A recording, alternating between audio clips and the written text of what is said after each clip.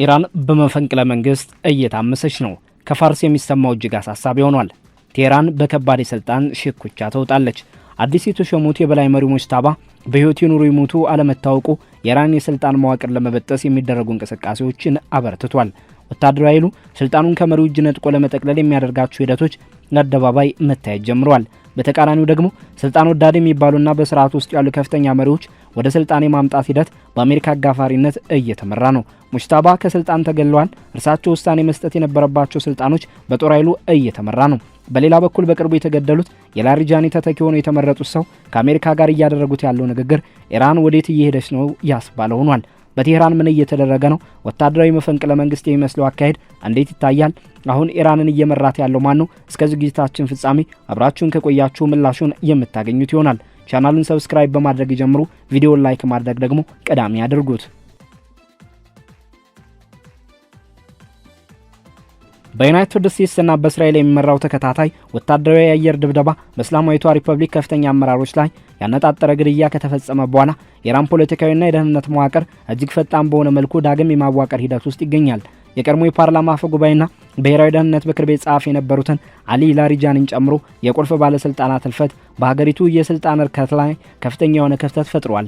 ይህን ክፍተት ደግሞ የእስላማዊ አብዮታዊ ዘብ በተለያዩ ተቋማዊ ሹመቶች ለጦር ቅርብ የሆኑ ሰዎችን ለመሾም እየተንቀሳቀሰ መሆኑ በግልጽ እየታየ ነው። በተመሳሳይ ጊዜ ዋሽንግተን የሚገኘው የትራምፕ አስተዳደር በተለይም በሆርሙዞች መጤ ባህር ላይ እንቅስቃሴና በነዳጅ ኤክስፖርት ጉዳዮች ላይ ያለውን ውጥረት ለማርገብ በኢራን ውስጣዊ መዋቅር ውስጥ ካሉ የተወሰኑ ግለሰቦች ጋር ግንኙነት ለመፍጠር ፍላጎት እንዳለው ፍንጭ ሰጥቷል። ይህን ወቅታዊ ሁኔታ በዝርዝር የሚተነትኑት ሁለት ሪፖርቶች በቅርቡ ይፋ ሆኗል። አንደኛው በፖለቲካው አማካኝነት የቀረበ ሲሆን ሁለተኛው ደግሞ በዘ ቴሌግራፍ የታተመ ነው። እነዚህ ዘገባዎች የትራምፕ ዋይት ሀውስ የፓርላማ አፈ ጉባኤውን መሐመድ ባቂር ቃሊባፍን የኢራን ተራማጁ የወደፊት መሪ ለማድረግ እየመከሩ መሆኑን ይጠቁማሉ።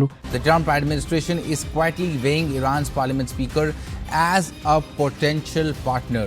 በተጨማሪም ጡረታ የወጡት የእስላማዊ አብዮታዊ ዘበኛ ኃይል ብርጋዴር ጀነራል መሐመድ ባቂር ዙልቃድር የብሔራዊ ደህንነት ምክር ቤት አዲስ ጸሐፊ ሆነው መሾማቸውን ሪፖርቶች አጉልተው አሳይተዋል። The former IRGC commander Mohammed Bagher Zulgadar has been picked to replace Ali Larijani. እነዚህ ለውጦች የሚከናወኑት ግጭቱ ከተጀመረበት ጊዜ አንስቶ የሙጅታባ ኻሜኒ ከህዝብ እይታ ርቆ ባሉበት ወቅት መሆኑ በሃይማኖታዊ መዋቅርና በወታደራዊ ደህንነት መስሪያው መካከል ያለውን የስልጣን ሚዛን ጥያቄ ውስጥ ከቶታል። ምንም እንኳን እነዚህ እንቅስቃሴዎች በአባታቸው አያቶላህ አሊ ኻሜኒ ህልፈት ማግስት በመጋቢት መጀመሪያ ላይ የበላይ መሪ ተብሎ በተሰየሙት በሙጅታባ ኻሜኒ ላይ የተቃጣ ቀጥተኛ መፈንቅለ መንግስት ባይሆኑም በሀገሪቱ የዕለት ተዕለት የውሳኔ አሰጣጥ ሂደት ውስጥ እስላማዊ አብዮታዊ ዘብ የበላይነት በከፍተኛ ደረጃ መጨመሩን ያመለክታሉ።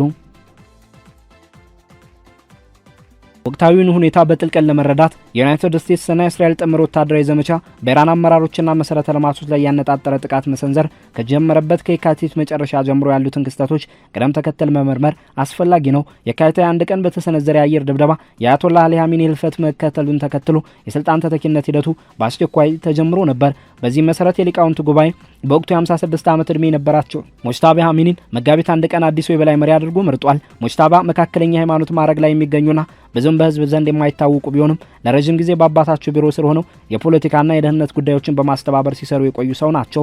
እሳቸው ወደ ስልጣን መውጣት በቴዎክራሲያዊ መዋቅር ውስጥ የሃይማኖት መሪነት ቀጣይነትን ቢያረጋግጥም ጦርነቱ ከተጀመረበት ጊዜ አንስቶ በአደባባይ ያለመታየታቸው በተግባራዊ የአመራር ረገድ ትልቅ ክፍተት ፈጥሯል። በዚህ ሽግግሮች ሰፊ ልምድና የግንኙነት መረብ የነበራቸው አሊ ላሪጃኒ ሀገሪቱን በተግባር ሲመሩ የቆዩ ቢሆንም መጋቢት 11 ቀን በቴህራን በሚገኘው የልጃቸው መኖሪያ ላይ በተሰነዘረ የእስራኤል ጥቃት ተገድለዋል። ላሪጃኒ መገደላቸው በሃይማኖታዊ በወታደራዊና በፖለቲካዊ ቡድኖች መካከል ድልድይ ሆኖ የሚያገለግል ቁልፍ ሰው እንዲወገድ አድርጓል። የኢራን የመከላከያ ደህንነትና የውጭ ጉዳይ ፖሊሲዎችን የሚያስተባብረው ከፍተኛው ተቋም የብሔራዊ ደህንነት ምክር ቤት ያለምንም መሪ ቀርቶ ነበር። በመሆኑ መጋቢት 15 ባለስልጣናት ጀነራል ዙልቃድርን ለጸሐፊነት መሾማቸውን አስታውቀዋል። የ72 ዓመቱ ዙልቃድር ለ10 ዓመታት በታማኝነት ያገለገሉ እስላማዊ አብዮታዊ ዘብ የቀድሞ አዛዥ ቢሆኑም እንደ ላሪጃኒ አይነት ገዝፎ የሚታይ ገለልተኛ የፖለቲካ ቁመና የላቸውም። የዘ ቴሌግራፍ ዘገባ እንደሚጠቁመው የእሳቸው መመረጥ የእስላማዊ አብዮታዊ ዘበኛ ኃይል ስልጣኑን ሙሉ በሙሉ በእጁ ለማስገባት እያደረገ ያለውን ጥረት የሚያረጋግጥ ነው። በተለምዶ አሰራር መሰረት የምክር ቤት ፕሬዝዳንት መሱድ ፔዜሽኪያንን የፍትህ አካልና የፓርላማ መሪዎችን፣ ቁልፍ ሚኒስትሮችን፣ የደህንነት ባለስልጣናትን፣ ሁለት የበላይ መሪውን ተወካዮች እንዲሁም ከእስላማዊ አብዮታዊ ዘብና ከመደበኛው ጦር የተውጣጡ ወታደራዊ አዛዦችን እያቀፈ ነው። በምክር ቤቱ የሚተላለፉ ውሳኔዎች በሙሉ ስምምነት ላይ የተመሰረቱና በበላይ መሪው መጽደቅ ያለባቸው ናቸው። ይሁን እንጂ ሙጅታባ ኻሜኒ ከእይታ መራቃቸውና ላሪጃኒ መገደላቸው የምክር ቤቱን የማስተባበር ሚና በእጅጉ አዳክሞታል ተብሎ ይታመናል። የዞልቃድር የህይወት ታሪክና የሥራ ልምድ ሹመታቸው ለምን ከሀገሪቱ ወታደራዊ እንቅስቃሴ ጋር እንደሚገጣጠም በግልጽ ያሳያል። በ1954 የተወለዱት ዞልቃድር በኢራን ኢራቅ ጦርነት ወቅት እስላማዊ አብዮታዊ ዘብ ኃይልን የተቀላቀሉ ሲሆን ከሀገር ውጭ የሚከናወኑ ዘመቻዎችን የሚያስተባብረውን የረመዳን ዋና መስሪያ ቤትን ከመሰረቱት ግለሰቦች አንዱ ናቸው። የክፍል ከኢራቅ ኩርድና ከሺዓ ተቃዋሚ ቡድኖች ጋር በመቀናጀት በሳዳም ሁሴን ላይ ሲሰራ የነበረ ሲሆን በኋላ ላይ ለተመሰረተው የቁርስ ኃይል መነሻ ነበር። ከጦርነቱ በኋላ ዞልቃድር ከ1989 እስከ 1997 እስላማዊ አብዮታዊ ዘብ የጋራ ጦር ሹም በመሆን አገልግሏል። ይህም በኃይሉ ተዋረድ ውስጥ ሶስተኛው ከፍተኛ ደረጃ ነው።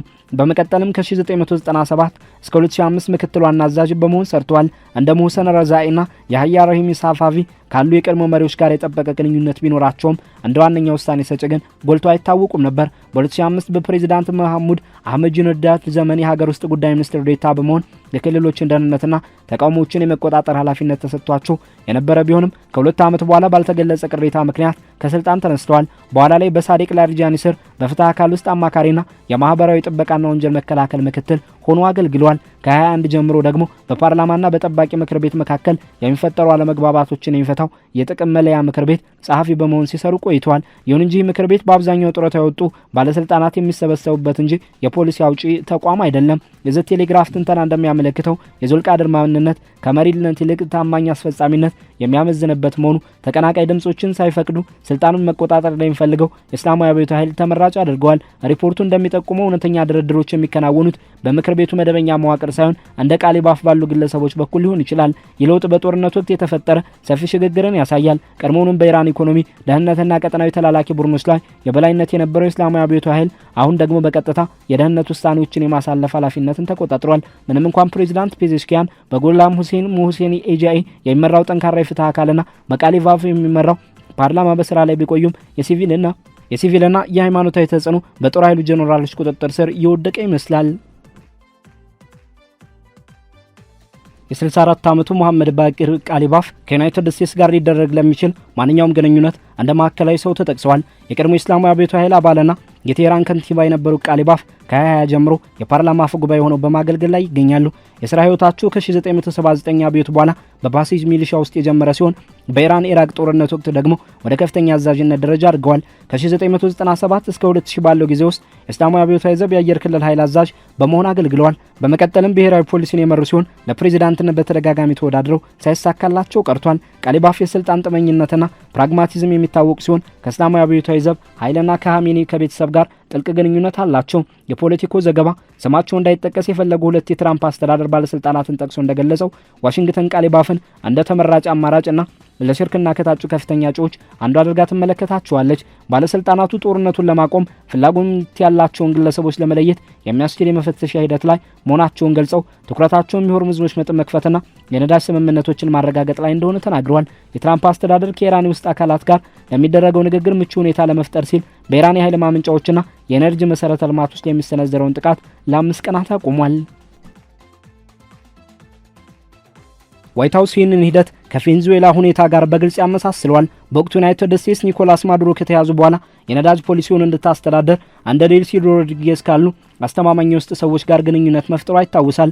ባለስልጣናቱ አሁንም የሚፈልጉት ከሀገር ውጭ ያሉ ተቃዋሚዎችን ሳይሆን አሁን ባለው ስርዓት ውስጥ የሚገኙ ተራማጅ አስተሳሰብ ያላቸው እንደሆነ አበክረው ገልጸዋል። ከስልጣን የወረዱት የንጉስ ሻህ ልጅና ታዋቂው የውጭ ተቃዋሚ መሪ ሬዛ ፓላቪ ከዚህ ሂደት ሙሉ በሙሉ መገለላቸው ተረጋግጧል። አንድ ባለስልጣን ሲናገሩ በፍጹም እሱ ያደገው ከሀገር ውጭ ነው፣ እሱን ማምጣት ትርጉሙ ትርምስ ማለት ነው ብለዋል። ሁለተኛው ባለስልጣን ደግሞ ፓላቪ በጠረጴዛው ላይ የለም በማለት አረጋግጠዋል። ይልቁንም ትኩረቱ እንደ ቃሊባፍ ባሉ የስርዓቱ የውስጥ ሰዎች ላይ ነው። ምክንያቱም እነሱ አሁን ያለውን የስርዓት መዋቅር ሳይነኩ በነዳጅና በሆርሙዝ ጉዳይ ላይ አስተማማኝ ዋስትና መስጠት ይችላሉ ተብሎ ይታመናል። ቃሊባፍ ምንም አይነት ድርድር እያካሄዱ መሆኑን በይፋ ቢያስተባብሉም የአሜሪካ ምንጮች ግን ይህንን አስተባብሉ ለሀገር ውስጥ ፍጆታ የሚደረግ ያደረገ አቀማመጥ እንደሆነ ይገልጹታል።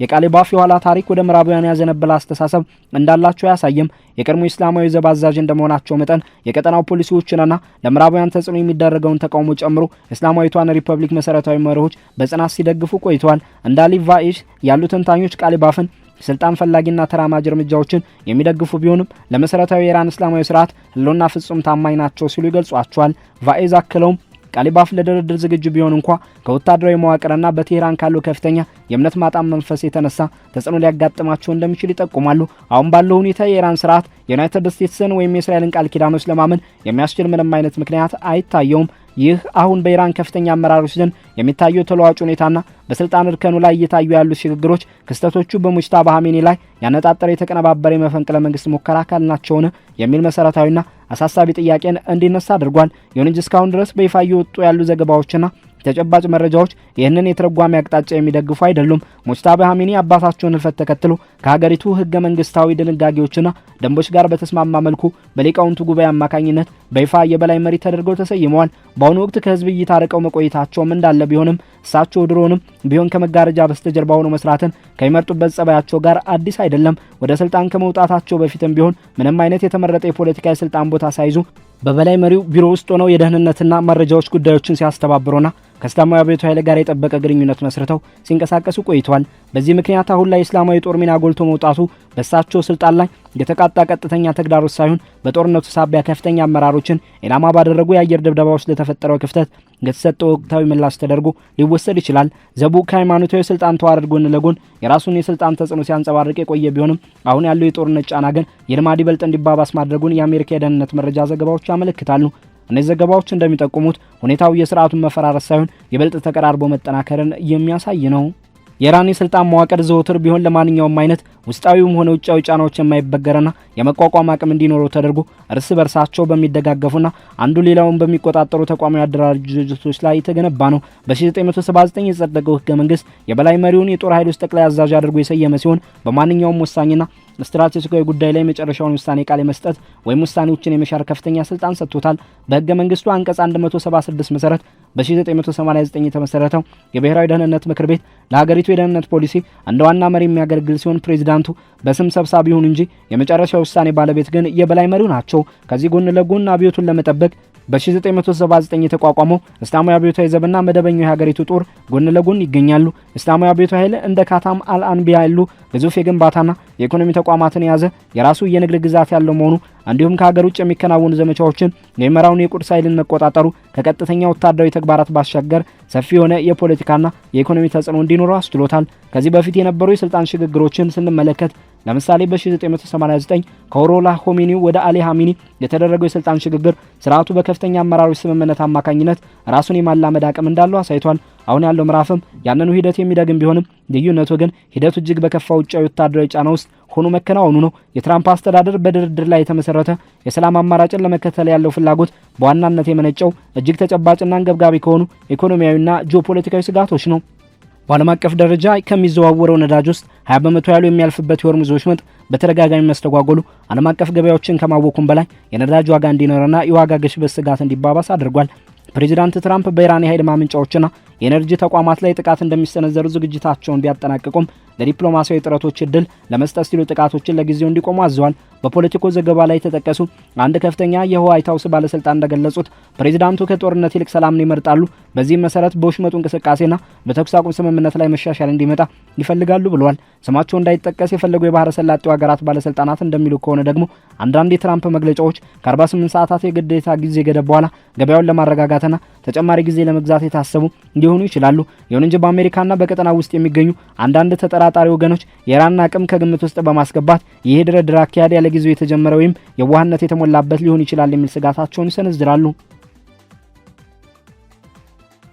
በኢኮኖሚ ረገድ ሲታይ የኢራን የነዳጅ ዘርፍ አሁንም ቢሆን የሀገሪቱ የጀርባ አጥንትና የውይይቶች ሁሉ ማዕከል ሆኖ ቀጥሏል። የሀገሪቱ ዋነኛ የነዳጅ መላኪያ ወደብ የሆነችው ካርግ ደሴት እስካሁን ድረስ ከከባድ ጥቃት ተርፋ የቆየችው ባለስልጣናት ለድርድር ፈቃደኛ የሆነ መሪ ይመጣል የሚል ተስፋ ስላላቸው ነው። ይህም ልክ እንደ ቬንዙዌላ ስምምነቶች አይነት በነዳጅ ላይ የተመሰረተ የመጀመሪያ ስምምነት ለመፍጠር የታለመ ነው። ሆኖም ግን እንደ ቃሊባፍ ያሉ ፕራግማቲክ የሆኑ አመራሮች እንኳ ቢመጡ የሚንቀሳቀሱት በእስላማዊ አብዮታዊ ኃይሉ የተቀመጡ ቀይ መስመሮች ውስጥ እንደሆነ ተንታኞች ያስጠነቅቃሉ። የጦር ኃይሉ በቁልፍ ሀብቶች ላይ ያለው ቁጥጥርና በማንኛውም ውሳኔ ላይ ያለው የመሻር መብት በድርድር ወቅት የሚደረጉ ሰጥቶ መቀበል መርሆችን በእጅጉ ይገድባቸዋል። ወደፊት የሚጠበቁትን ሁኔታዎች ስንመለከት የአሜሪካ ባለስልጣናት የመፈተሻ ምዕራፍ በማለት የገለጹት ሂደት ለድርድር ዝግጁ የሆኑና አዎንታዊ ምላሽ ሊሰጡ በሚችሉ በርካታ እጩዎችን በጥልቀት የመገምገም ተግባርን ያካትታል። የተመረጡት ግለሰቦች አክራሪ ሆነው ከተገኙ ግን ዘገባው እንደሚጠቁመው የታለመ የአመራር ማስወገድ ጥቃት ሊቀጥል ይችላል። ይሁን እንጂ አብዮታዊ ጦሩ ያለው ጥብቅ ቁጥጥር እንደሚያሳየው ማንኛውም አይነት ስምምነት ከመሰረታዊ ስርዓታዊ ለውጥ ይልቅ ለስርዓቱ ህልውና